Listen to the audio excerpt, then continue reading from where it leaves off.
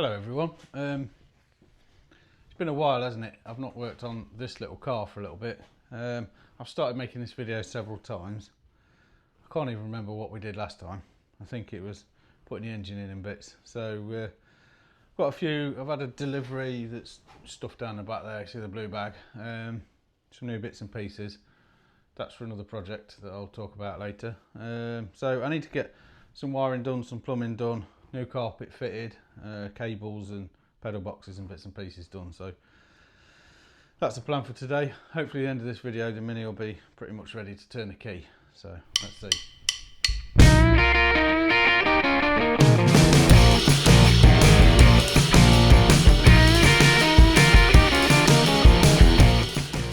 I've got loads done. Didn't video any of it because I was working outside, and if you're doing that outside, working on the car outside can be challenging anyway. People keep stopping and asking what I'm doing, and you know, silly questions about Minis that people ask. So I'll give you a little bit of a look at what I did yesterday. I think it's a decent bit.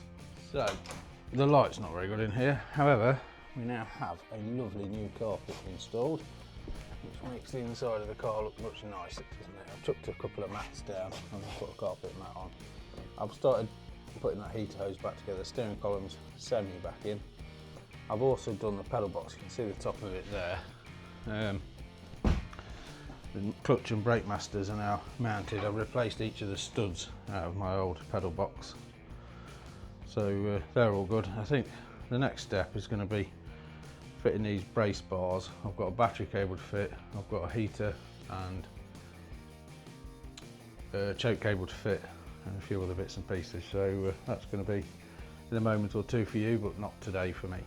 So at the end of the 2024 drag racing season, I decided I was going to race something different. So I bought a Chevy Camaro and decided I was going to race that for 2025, which I did for one round, and then I sold it. So I've slowly been, a little bit at a time, putting this Mini back into kind of a standard form. I think the last video you saw, I was putting a A-series back in it, which that video is quite a long time ago. It's probably a year ago now. So the A-series in, and I've done very little since. I've fitted a carpet. I've got a new battery cable to fit. I've got a speedo cable. I've got a little bag with bits and pieces. That's one of those, the radiator top bracket thing, and all the little bits that go with that, or at least some of them. Yeah, I've got those bits. I've got a new, that's an old cable outer. I've got a new accelerator cable, throttle cable. That is a new. So that's a new choke cable outer. There's the choke cable inner, and I've got a new heater cable. So I did order a little plate that goes on top of the steering, above the steering column, but I don't know where I've put that. So I might have to order another one of those. So I have got a load of little holes and bits and pieces I need to just weld up in the car. But today I think we can get stuck into fitting at least I can have a look at these cables and bits and pieces and that heater bracket, can't I? Let's see how we get on, eh? So I've decided for this bit I'm going to switch to my GoPro. So as you can see, I've started to fit this brace bar. It's bolted to the front subframe. However, the holes that my previous brace bar lined up with do not line up the same here. So I'm going to take this brace bar off and then just weld up the various holes I've got on this inner wing from the previous brace bar. Then I can refit this brace bar, drill new holes and bolt it in. So I'll just switch to my GoPro because it's a little cheaper and more sacrificial than my nice camera I've started with. So yeah, I'll get that unbolted from there, and then we'll get these holes welded up.